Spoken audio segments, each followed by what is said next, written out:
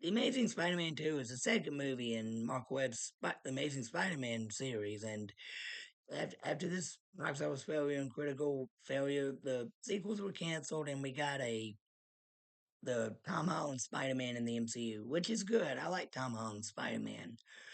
I would like to see more adventures of Andrew Garfield's Spider-Man, but oh well. And I do like this movie, but I think it does have some flaws, and it does deserve some of the criticism it gets. Like, well, let's start with the good stuff. I like the action. I like the chemistry between Andrew Garfield and Emma Stone.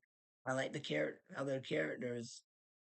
I like their characters they play. Learn to talk. I like Sally Field as Aunt May. I like that she's given a little more time to talk to Peter in this one, and I like the inspirational chat she has with him at the end.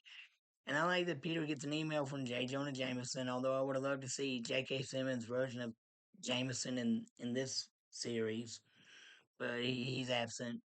And I like that Captain Stacy is back as a cameo, and even though he's dead, I can't remember if it was a dream or hallucination because I didn't rewatch this again. I just going with what I remembered. Um,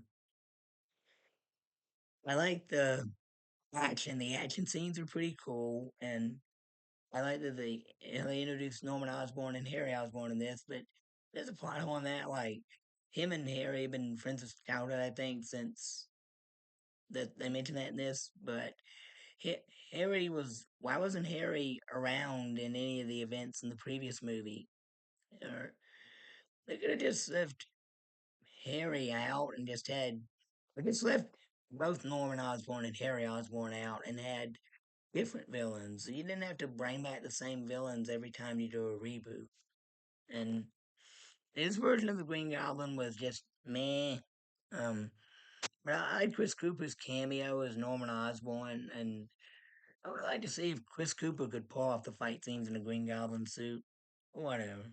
I like Jamie Foxx as Electro, and and I like how he's kind of sympathetic. He's a big nerdy guy, fan of Spider Man, but then when he gets electrocuted, it makes him go crazy and turn evil.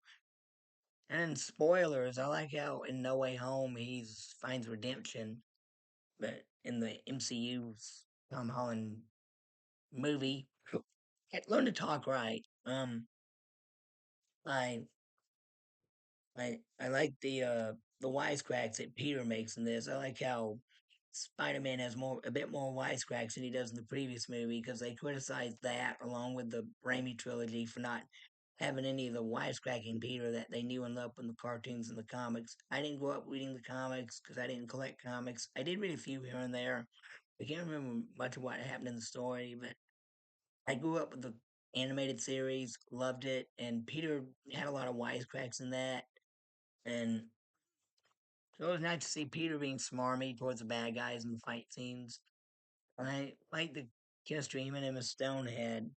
I don't know, the subplot with them like graduating high school and getting ready for college. Uh, Gwen wanting to go to Oxford and Peter, he's being a bit selfish, saying, "No, I want you to go somewhere here in America so I can be closer to you." And he said, "No, I want to do what I want to do," which she has a point. He can't be controlling her life like that. And Gwen's dad, that did anger me, but when I found at first when I saw this movie, when I found out that it was happened that way in the comics too, I'm like, oh, okay, they're going along with the comics. Seems accurate. But although it did upset me a bit, you should have just her be the MJ in this universe. Whatever. Shailene Woodley was supposed to be in this movie, cast as MJ and as a romantic rival for Peter, but they scratched that out, and I'm glad they did that. That subplot was unnecessary. This movie is a bit too long too. It's like 142 minutes. It's like an hour, I mean 2 hours and 20 something minutes. It could have been cut down short. And I like how the guy who meets Dr. Connors in prison in the post credit scene in the first movie, he's back in this as the character who's revealed to be Gustav Graves, and he goes into this lab and we see all this equipment that belonged to the Sinister Six, and he tries to recruit Harry for the Sinister Six. And this movie was basically a setup for the Sinister Six spinoff, which wasn't necessary. We didn't need a Sinister Six movie. We could have just saved that for Whatever. Save that for their own movie. You didn't need to tease that at the end.